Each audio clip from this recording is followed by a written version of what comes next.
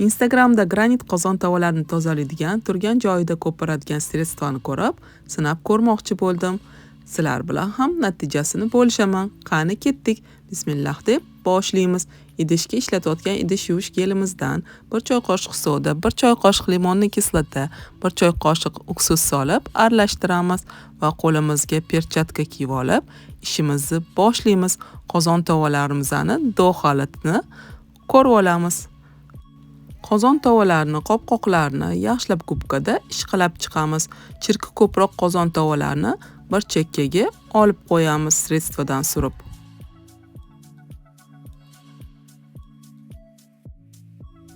Shu eski skоворodkamda ham sinab ko'rdim.